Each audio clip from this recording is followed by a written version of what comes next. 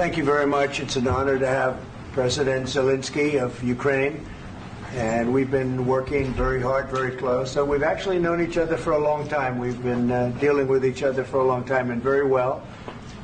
We had a little negotiation spat, but that worked out great. I think for both countries, I think for the world, actually, beyond both countries. And we have something that is a very fair deal.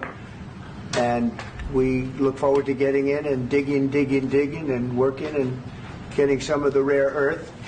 But it means we're going to be inside, and it's a big commitment from the United States, and we appreciate working with you very much.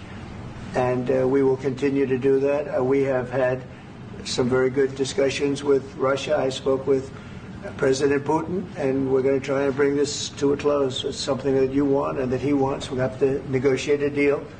But we've started the confines of a deal, and I think something can happen.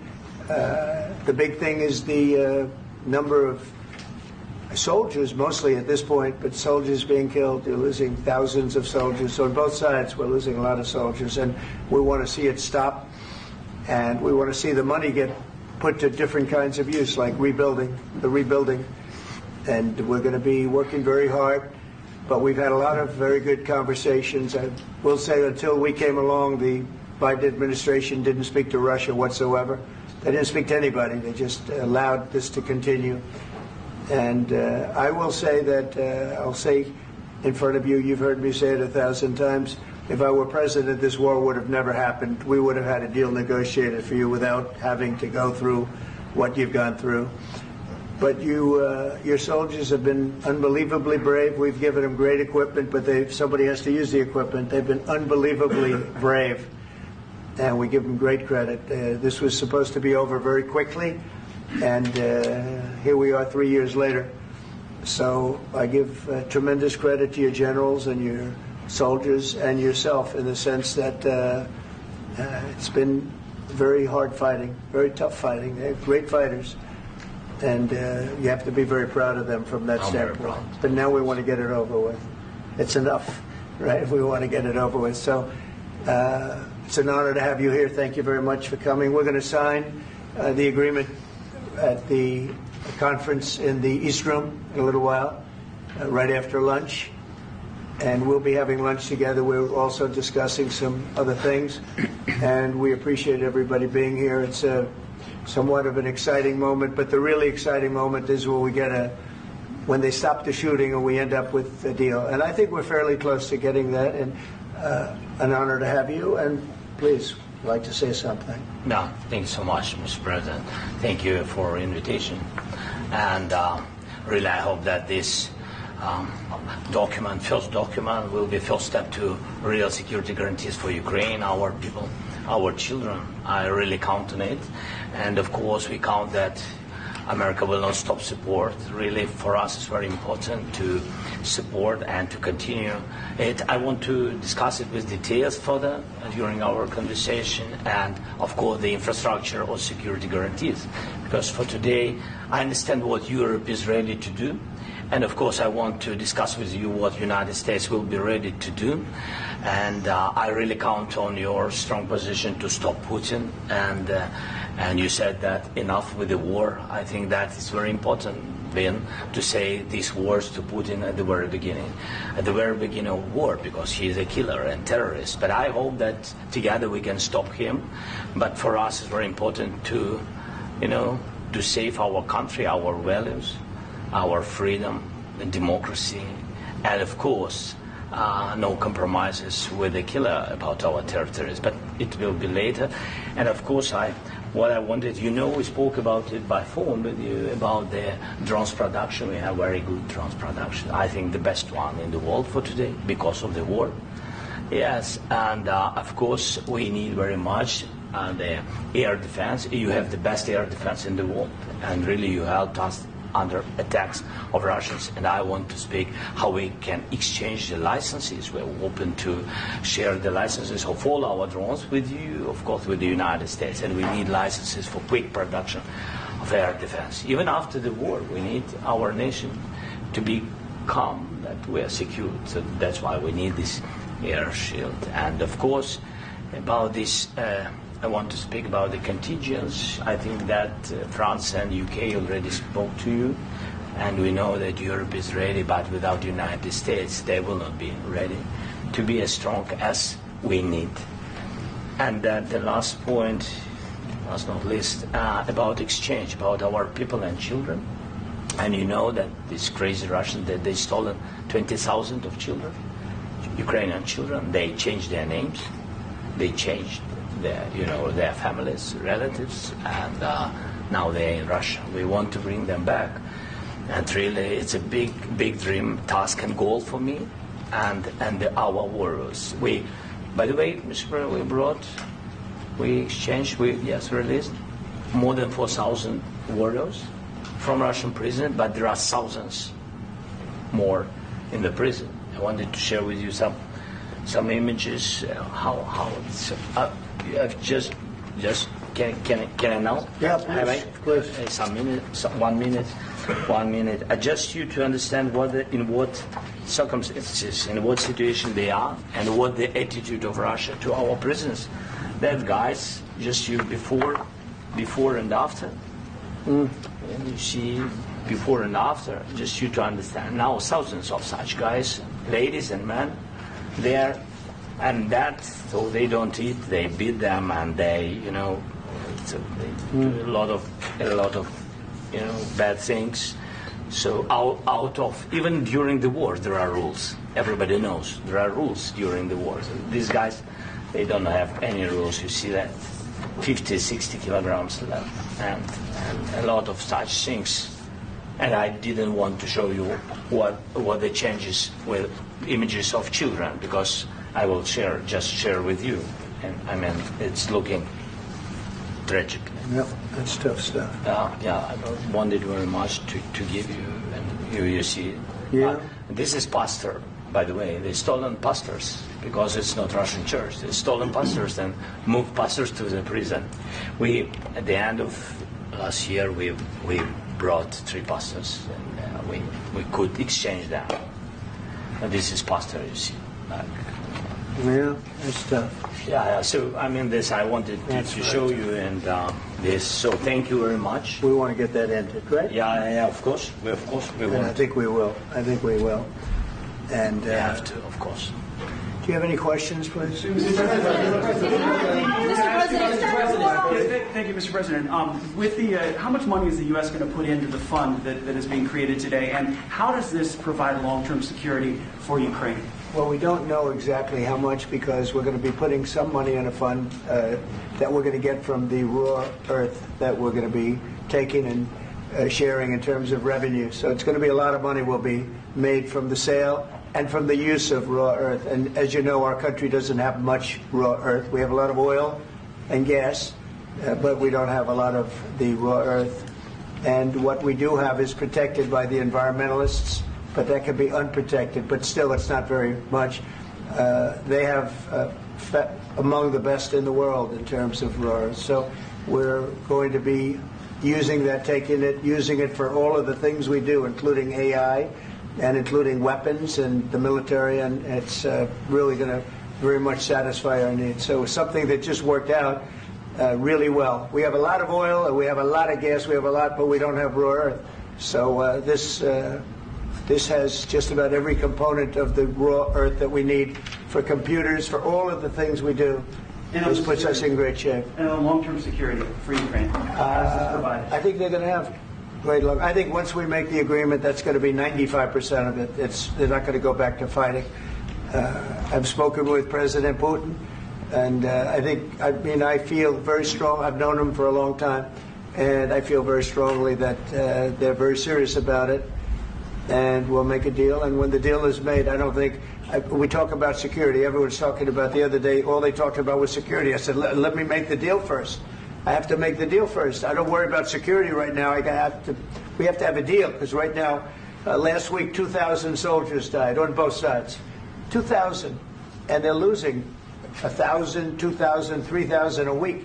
So as we sit here and we talk, people are getting shot and dying on the battlefield. And, you know, they're not American soldiers, but they're Russian soldiers and they're Ukrainian soldiers, and we want to be able to stop it. And we want to be able also to spend money on other things. We don't want to, this is a tremendous amount of money. And what the Biden administration did was terrible. They were giving money, but they had no security on the money. Europe, as you know, gave much less money, but they had security. It was in the form of a loan. They get their money back, and we didn't. And now, at least we're protected because the American taxpayer has to be protected too. But this is an incredible agreement for Ukraine because we have a big investment in their country now, and what they have, very few people have. And we're able to really go forward with very, very high-tech things and many other things, including weaponry that we're going to use in many locations, but that we need for our country. This allows us to do that. I'm sorry. Military aid. Yes, go ahead, please. If I can just, yes. In the document, there is one of the very important points. If we speak about business and investment, we never had LNG terminals in Ukraine. This document will open. I mean, the next document, but anyway, here we see in the framework, we see a really goodwill for this. LNG terminals for us is very important, and I think for security of European continent. We have the biggest storage, gas storage. We have the biggest in Europe. Yes, and we can use it. Use it for LNG. Use it for LNG, and we will do it. And really, we can help Europe because Europe really helped. President Trump said that they made less support, but they are our friends and they are our very supportive partners. They really gave a lot, Mr. President. They did. They gave a lot, but they gave much less. No. Much less. No. No. Okay.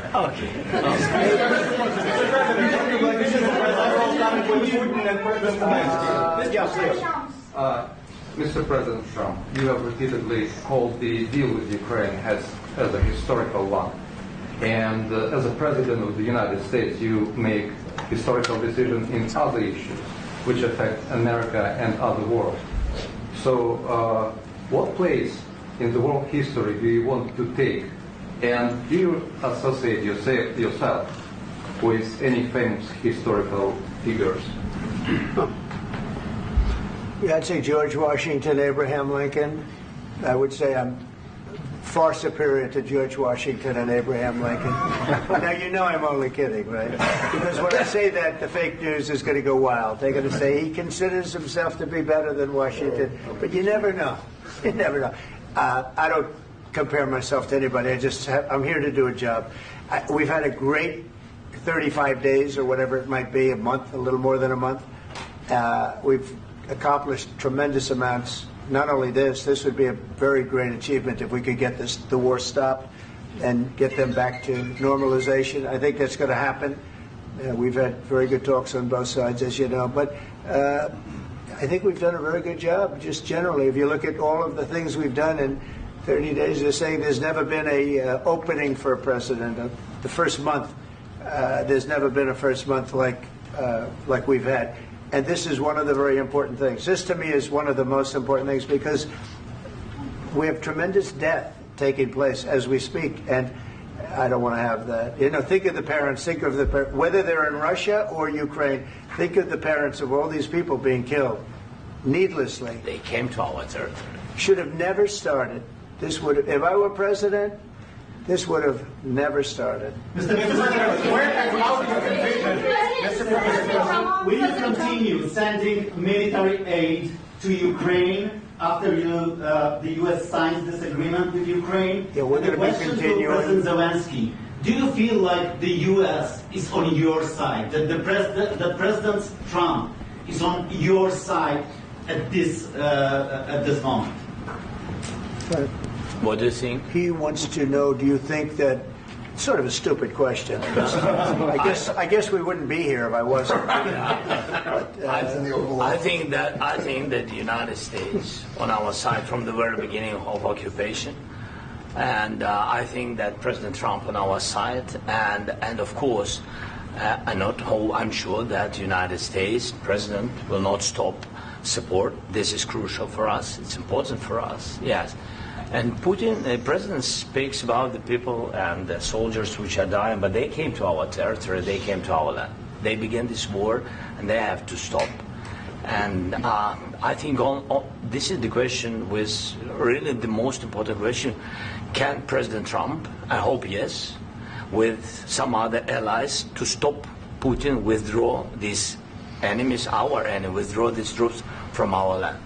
And I think that you asked about the history, I think that if President, or when, he will stop Putin, if President Trump will bring peace to our country, I think he will be on this wall. We've had very, very good talks. Military aid to Ukraine. President Zelensky just said that there will be no compromises with Vladimir Putin.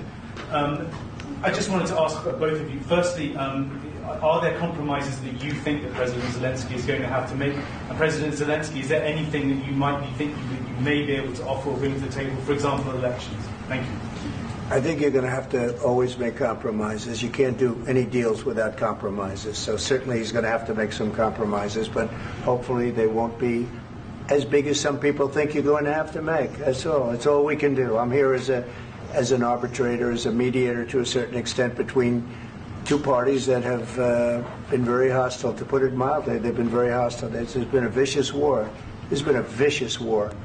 You know, it's a very level battlefield, and those bullets go out, and as I've said many times, we were talking about it with Pete, many times the only thing stopping those bullets is a human body. And in the case we're talking about, generally young human bodies are stopping a lot of bullets. It's dead level. That's why it's great farmland. It's great land. It's great farmland, but there's very little protection against the bullets that are being, and other things that are being shot. So all I can do is see if I can get everybody at the table and get an agreement. And I think we're going to end up with an agreement. Otherwise, I wouldn't probably be even here today. Mr. President, I've got two questions for you. You think ultimately your legacy will be the peacemaker and not the president that led this country into another war and ended foreign wars? And I've got a question. I hope it will. I mean, I hope I'm going to be remembered as a peacemaker. This would be a great thing if we could do this. I'm doing this to save lives more than anything else. Second is to save a lot of money, but I consider that to be far less important. So I hope I'm going to, thank you, Brian, for that question. It was a nice question. I hope I'll be known and recognized as a peacemaker. This would be a great thing to solve. This is a very dangerous situation. You know, this could lead to a third world war. This was headed in the wrong direction. If this election were lost, if we didn't win this election, and by the way, we won it by a lot. That was a mandate. We won every swing state. We won the popular vote by millions and millions of votes. We won everything. The districts, you look at the areas of red, take a look at a map. This was a big mandate, and this was one of the things. I said, we're going to get this thing settled. If we didn't win, I think this could have very well ended up in a third world war, and that would not have been a good situation. What was your second question? And my second question for President Zelensky: why don't you wear a suit? You're at the highest. Why don't you wear a suit? You're at the highest level in this country's office, and you refuse to wear a suit. Just want to see if do you own a suit? Yeah, problems. A lot of Americans have problems with you not respecting the dignity of this office. I will wear a costume after this war will finish. Okay. Yes, maybe something like yours. Yes. Maybe something better. I don't know. We will see. Maybe something cheaper than Thank you. Thank you. Thank you, President Trump. You said yesterday that you have. Are you going to send more arms to Ukraine in case there's no peace?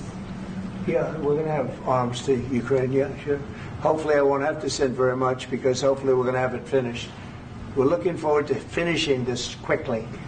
We're not looking forward to sending a lot of arms. We're looking forward to getting the war finished so we can do other things. But we very much appreciate the agreement because we needed what they had, and we're treating, our country is now treated fairly. Biden didn't do that. He didn't know what the hell he was doing. This should have never happened. This should have never started.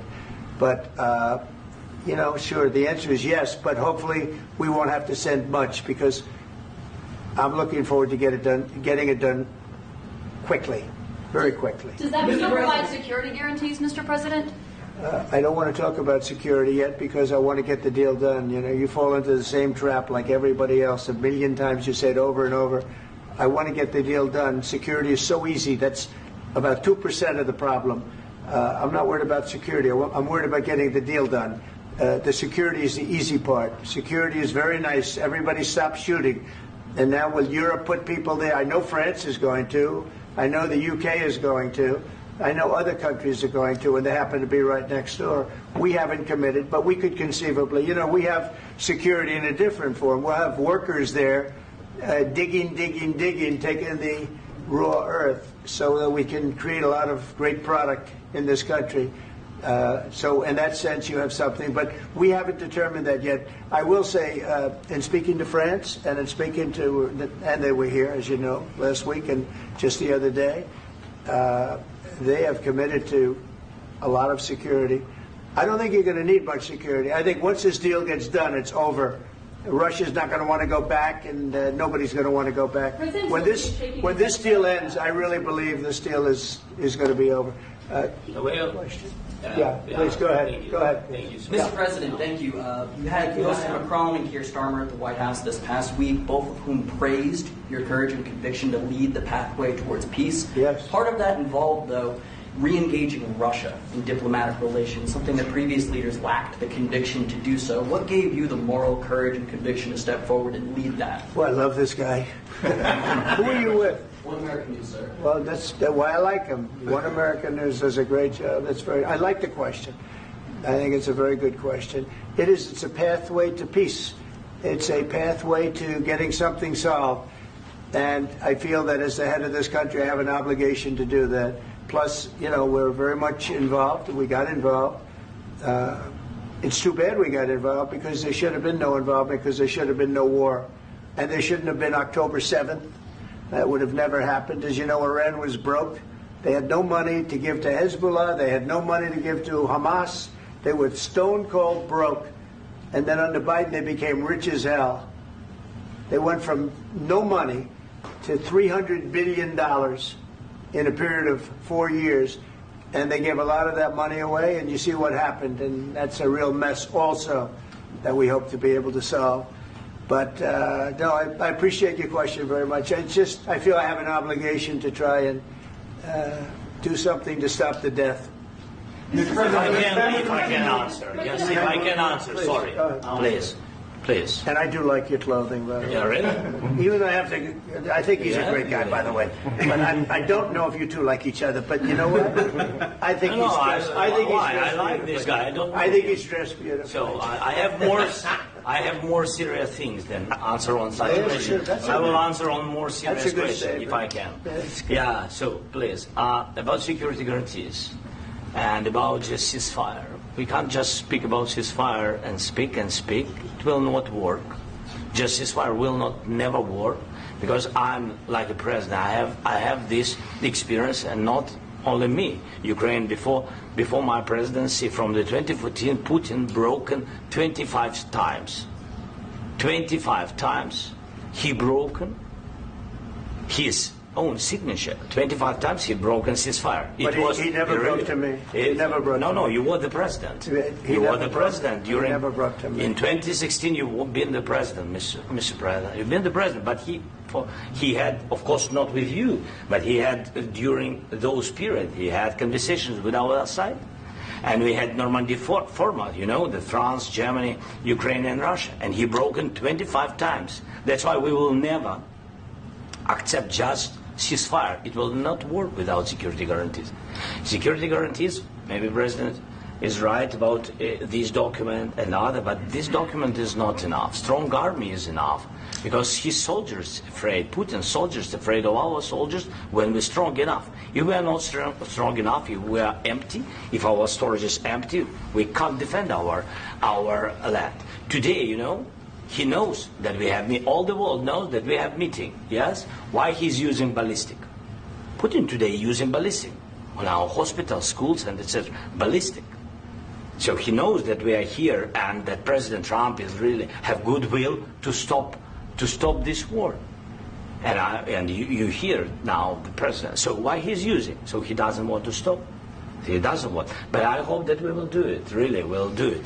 Security. When we speak about security guarantees, when the Europeans are ready for contingents, they need USA backstop.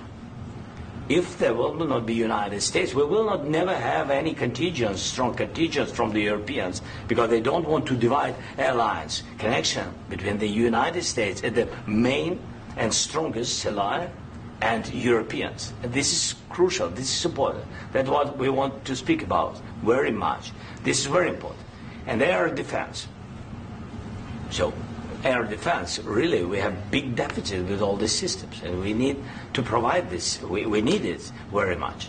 Otherwise, Putin will never stop, and will go further and further. He doesn't want. He hates us. You know, it's not about me. He hates Ukrainians. He thinks that we are not a nation. He thinks, and he shared these thoughts. I think maybe with your team also. I don't know, but with all the Europeans, in media, officially and not, he always said that there is no such country, such nation, such language, and such life like Ukrainian. No, he really doesn't respect all the Ukrainians, and he wants to destroy us. And you are right, Mr. President. That's 2%. This document, maybe other documents, it's a very good start, very good, but it will not enough to stop this person. Should Russia pay to rebuild Ukraine? Mr. President, after I asked Zelensky this question. This is the rule. This is the rule of the war. This is the rule of the war. During all the centuries, all the history, this is the rule of the war. Who began, those pay. This is the rule. Putin began this war. He has to pay all money for innovation. He has to pay. Of course, some Russian assets, what we have in Europe, about 300 billion, we can use them. We can use for innovation and buy military support from the United States also. We can do it, but it's not enough. It's not enough. President, under these circumstances, do you envision a trilateral summit with Putin and President Zelensky? Wait 1 second. I asked this question that you didn't like because I wanted to know if you want to position yourself in the middle between Russia and Ukraine, or on the Ukraine side. No, I'm in the middle. I want to solve this thing. I'm for both. I want to get it solved. And it's wonderful to speak badly about somebody else, but I want to get it solved. If we can solve it, great. If we can't solve it, they're going to have to fight it out, and who knows what's going to happen. But I want to see it get solved. May I follow up? One more question about U.S. troops in Europe. After Russian invasion of Ukraine, your predecessor sent additional troops to Eastern Europe, including Poland, my country. Yeah. Are you committed to keeping these troops on the eastern flank of NATO in the future? I'm very committed to Poland. I think Poland has really stepped up and done a great job for NATO. They, as you know, they paid more than they had to. They are one of the finest groups of people I've ever known. I'm very committed to Poland. What about Baltics? Poland's in a tough neighborhood, you know. What about the Baltics? The Baltics, they got a lot of. It's a tough neighborhood too, but we're committed. We're going to be very committed, and we're committed to NATO. But NATO has to step up, and the Europeans have to step up more than they have. And I want to see them equalize, because they are in for far less than we're in, and they should be at least equal. You understand that?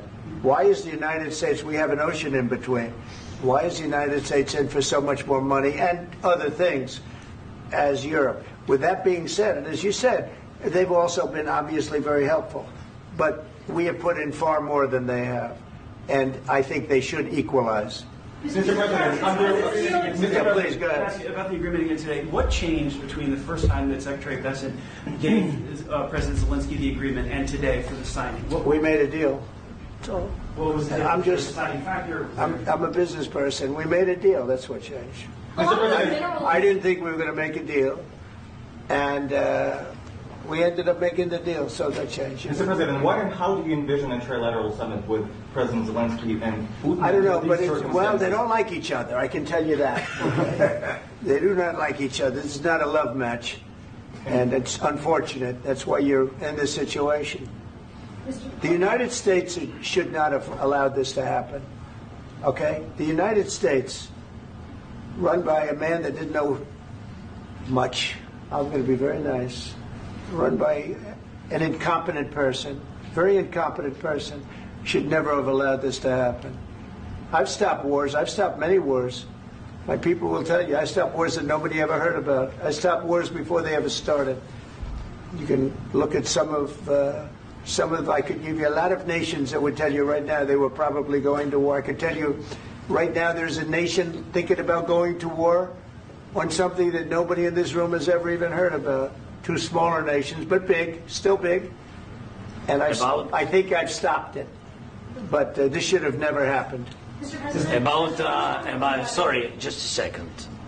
About any negotiations. First of all, I want really to tell you, and I think that everybody understands that Ukraine, modern Ukrainians, nobody wants to stop this war.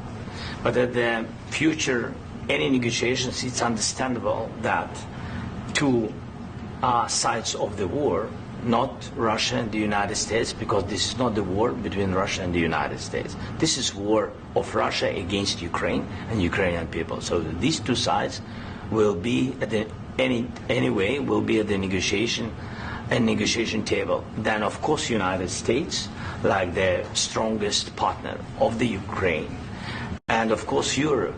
I think Europe is very important. I want to speak about it with the President. Yes, Europe is very important for us because we really defend Europe for today. All Europeans really recognize that we are defending line and they have real life and our people are dying. That's why they helped us. And also it's about the NATO. Yes, between, like the President said, you have big, nice ocean. Yes, between us. But if we will not stay, Russia will go further to Baltics and to Poland, by the way. But first to the Baltics. It's understandable for them because they've been in the USSR. You know, they've been one of the republics of the USSR, and Putin wants to bring them back to his empire. It's a fact. And when he will go there, if we will not stay, you will fight. Your American soldiers, it doesn't matter, do you have ocean or not, your soldiers will fight. Mr. President, would you be willing to visit Ukraine, maybe Kyiv or Odessa, which is known to be at the riviera of the Black Sea? It was my question. I'm sorry. I don't want to talk about Odessa now. Let's not talk about Odessa. I want to talk about making a deal, getting peace. We don't have to talk about Odessa, but a lot of cities have been destroyed. A lot of cities that are not recognizable. There's not a building standing. No, and a lot of things. Mr. President, you have to come and to look. No. We have very good cities. Yes, a lot of things have been destroyed, but mostly cities alive, and people work, and children go to school. Sometimes it's very difficult. Sometimes closer to front line, children have to go to underground schools or online. But we live. Ukraine is fighting, and Ukraine lives. This is very important. And maybe it's Putin is sharing this information that he destroyed us. No, he lost 700,000 people, 700,000 soldiers. He lost everything. Yes. So. Mr. President, one more. I mentioned Poland. Please, go ahead. When did you last speak with President Putin, and what did he say? A couple of days ago. And what did he tell you that gave you the assurance that he wanted peace? Well, that's what I do. My whole life is deals. I know pretty good. And I've known him for a long time. I've dealt with him for a long time. He had to suffer through the Russia hoax. You know, Russia was a hoax. It was all Biden. It was nothing to do with him. So he had to suffer through that, and he was able to do that. I think that he wants to make a deal, and he'd like to see it end. That's all I do. That's what I do. My whole life, that's what I do is make deals. And I'm in the middle of a mess because this is a real mess. It's a very dangerous one. If this doesn't get solved now, it's not going to get solved for a long time. So I hope we're going to get it solved. In the back, please. Thank you, Mr. President. Prime Minister Starmer claims repeatedly that his government believes in free speech and was not engaged in censorship. But his country's government arrests people for memes and thought crimes, and even more worrisome is pressuring American companies to censor Americans on his behalf. How can he be a reliable, trustworthy partner when he says things that are demonstrably false on such an important topic? Well, we actually spoke to him about that yesterday, and we thought they took it very, very much too far. JD was very strong on it. So was I. So was Marco. And we've been speaking to him about it. Marco, would you like to say something about that? Yeah, we have concerns, obviously, with the conduct of theirs, particularly as it impacts Americans. And there's real concern that American speech, which is online, could fall into the hands of British or any country's jurisdiction. And so this is a point the Vice President made at Munich, and I think it's a very compelling one, that what unites us with Europe, as much as anything else, is these shared values, and one of them being free speech. And so if Americans are threatened by it, we're going to need to take action in that regard. Mr. President. It's actually a very important question. We spoke about this in detail with the Prime Minister, the Foreign Secretary, and others at lunch yesterday. And I know that Secretary of Commerce Lutnick followed up in private meetings last night. This is really important. We believe Americans have the right to speak their mind, even if we in this room disagree with them. They have the right to speak their mind in the public square, which is often online these days. And we're going to defend that right as it pertains to American companies and American citizens vigorously if we have to. I do think that under the President's leadership, we're going to find common ground with our friends in the UK on this question, but it remains to be seen. The principle that will guide us is we believe in free speech in this country, and we'll fight for it for American citizens. Mr. President, on the deal, is there any other oil and gas component to the deal? Is it all critical? A little bit. We'll see. On LNG? But we're not really looking for that so much. We got a lot. We have more than anybody in the world, by far. So, no, we're not talking about it too much, but a little bit. I think it affects also, but for the most part, no. And, sir, is there any agreement from Ukraine to purchase U.S. LNG as part of the deal, or is that on the table at all? No, we don't need that. Mr. President, I just wanted to ask you about, you just mentioned that you'd spoken to Vladimir Putin a couple of days ago. Just to be clear, that's a new call, not the one that you... I've spoken to him on numerous occasions. Okay. And how was the latest call? What did you discuss? How did it go? Are you serious with that question? I am. I'd love to know. It went well. I think we're going to have a deal. On the minerals deal, Mr. President, some of those minerals are in the east of Ukraine, not far from the front lines and in areas that Russia has occupied. Will you direct President Putin to withdraw his forces from those areas if there's U.S. interest? Well, we'll take a look at the time. We have a lot of area. It's a very big area we're talking about, so we'll take a look. I'll study that, and I'll see. And who would protect those minerals if they are U.S. interests? Would that be Ukrainian forces? They'll be protected. European The agreement forces? will protect them. U.S. The forces? agreement, yeah, we're signing an agreement. Right, but what if Russia tries to invade or there's Russian aggression in response? I just told you I don't think that's going to happen. And if that were going to happen, I wouldn't make a deal. If I thought that was going to happen, I wouldn't make a deal. Some people may wonder why. You know, they ought to focus on CNN on survival, not asking me these ridiculous questions. Focus on surviving, because CNN's got such low ratings. I don't think they're going to survive. Let's go. Please go. I already mentioned Poland. Poland was under Russian control for decades after the Second World War. When I was a kid, I looked at the United States not only as a most powerful country, richest country in the world, the country that has great music, great movies, great muscle cars, but also as a force for good. And now I'm talking with my friends in Poland, and they are worried that you align yourself too much with Putin. What's your message for them? Well, if I didn't align myself with both of them, you'd never have a deal. You want me to say really terrible things about Putin and then say, "Hi, Vladimir, how are we doing on the deal?" It doesn't work that way. I'm not aligned with Putin. I'm not aligned with anybody. I'm aligned with the United States of America. And for the good of the world, I'm aligned with the world. And I want to get this thing over with. You see the hatred he's got for Putin. It's very tough for me to make a deal with that kind of hate. He's got tremendous hatred. And I understand that, but I can tell you the other side isn't exactly in love with, him either. So it's not a question of alignment. I'm aligned with the world. I want to get the thing set. I'm aligned with Europe. I want to see if we can get this thing done. You want me to be tough? I could be tougher than any human being you've ever seen. I'd be so tough.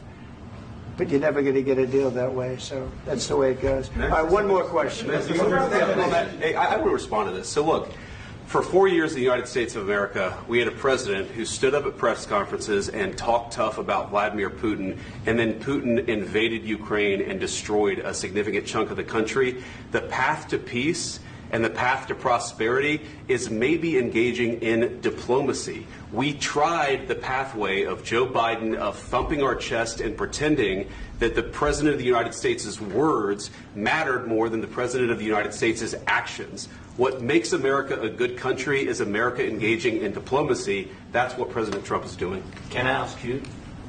Sure. Yeah? Yeah. Okay. So he occupied our parts, big parts of Ukraine, part of East and Crimea. So he occupied it on 2014. So during a lot of years, so I'm not speaking about just Biden, but those time was Obama, then President Obama, then President Trump, then President Biden, now President Trump, and God bless, now President Trump will stop him. But during 2014, nobody stopped him. He just occupied and took. He killed people. You know what the contact 2015. 2014 and 2014. Yeah. So I was not here. Yeah, but that's exactly right. Yes, but during 2014 till 2022, yeah, the situation the same. The people have been dying on the contact line. Nobody stopped him. You know that we had conversations with him, a lot of conversation, my bilateral conversation, and we signed with him, me, like a new president. In 2019, I signed with him the deal. I signed with him, Macron and Merkel, we signed ceasefire. Ceasefire. All of them told me that he will never go. We signed him with gas contract. Gas contract. Yes, but after that, he broken this ceasefire. He killed our people and he didn't exchange prisoners. We signed the exchange of prisoners, but he didn't do it. What kind of diplomacy, JD, you are speaking about? What do you mean? I'm talking about the kind of diplomacy that's going to end the destruction of your country. Yes, but if you Mr. President, with respect, I think it's disrespectful for you to come into the Oval Office and try to litigate this in front of the American media. Right now, you guys are going around and forcing conscripts to the front lines because you have manpower problems. You should be thanking the President for trying to bring an end to this conflict. Have you ever been to Ukraine that you say what problems we have? I have been to. Count once. I've actually watched and seen the stories, and I know what happens is you bring them on a propaganda tour, Mr. President. Do you disagree that you've had problems bringing people into your military? And do you think that it's respectful to come to the Oval Office of the United States of America and attack the administration that is trying to prevent the destruction of your country? A lot of questions. Let's start from the beginning. Sure. First of all, during the war, everybody has problems, even you, but you have nice ocean and don't feel now, but you will feel it in the future. God bless. You don't know that. God bless. God bless. You will not have a war. Don't tell us what we're going to feel. We're trying to solve a problem. Don't tell us what we're going to feel. I'm not telling you. Because you're in no position to dictate that. That's exactly what you're doing. You're in no position to dictate what we're going to feel. We're going to feel very good. You will feel influence. We're going to feel very good and very strong. You will feel influence. You're right now not in a very good position. You've allowed yourself to be in a very bad position, and he happens to be right about it. From the very beginning of the war. You're not in a good position. You don't have the cards right now.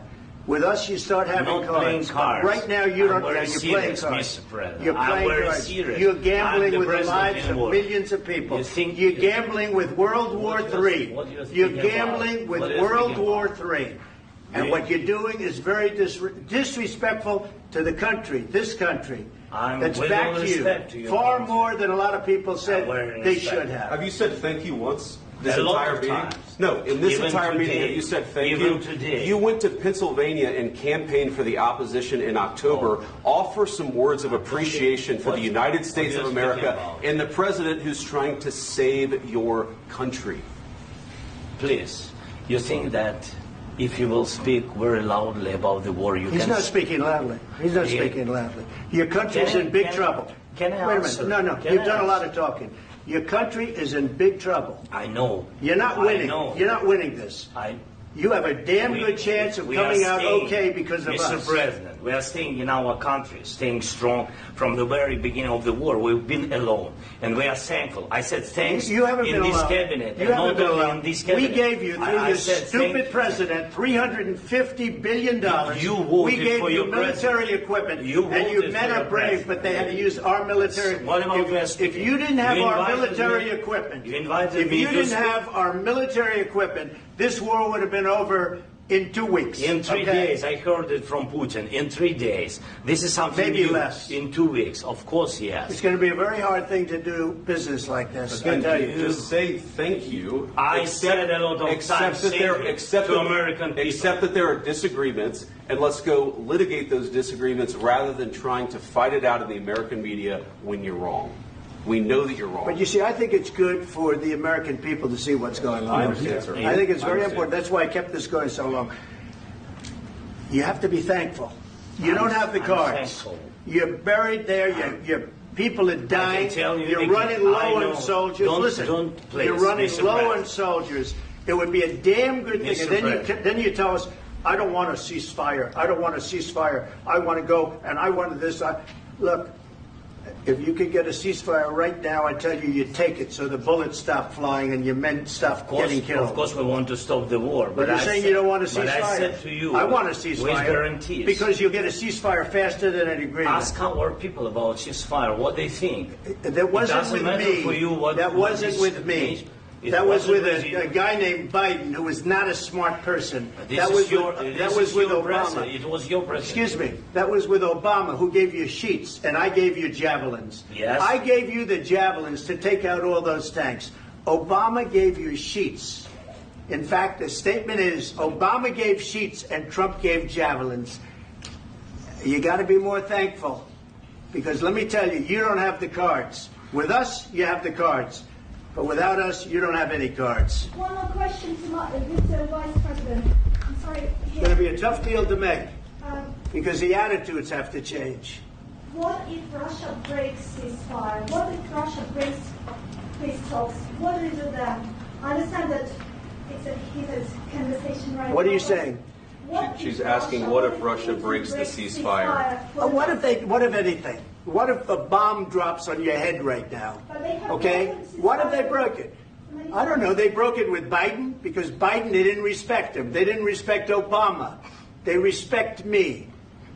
Let me tell you, Putin went through a hell of a lot with me. He went through a phony witch hunt where they used him and Russia. Russia. You ever hear of that deal? That was a phony Hunter Biden, Joe Biden scam. Hillary Clinton, Shifty Adam Schiff. It was a Democrat scam. And he had to go through that. And he did go through it. We didn't end up in a war. And he went through it. He was accused of all that stuff. He had nothing to do with it. It came out of Hunter Biden's bathroom. It came out of Hunter Biden's bedroom. It was disgusting. And then they said, oh, the laptop from hell was made by Russia. The 51 agents. The whole thing was a scam. And he had to put up with that. He was being accused of all that stuff. All I can say is this. He might have broken deals with Obama and Bush, and he might have broken them with Biden. He did, maybe. Maybe he didn't. I don't know what happened. But he didn't break them with me. He wants to make a deal. I don't know if you can make a deal. The problem is I've empowered you to be a tough guy. And I don't think you'd be a tough guy without the United States. And your people are very brave. But you're either going to make a deal or we're out. And if we're out, you'll fight it out. I don't think it's going to be pretty, but you'll fight it out. But you don't have the cards. But once we sign that deal, you're in a much better position. But you're not acting at all thankful. And that's not a nice thing. I'll be honest, that's not a nice thing. All right, I think we've seen enough. What do you think? Huh? This is going to be great television, I will say that. All right. We'll see what we can do about putting it together. Thanks, sir. And I need the back to this. We'll see. I don't know. All right, guys, come on. Wait. Hey, Guys, come on, let's move, please.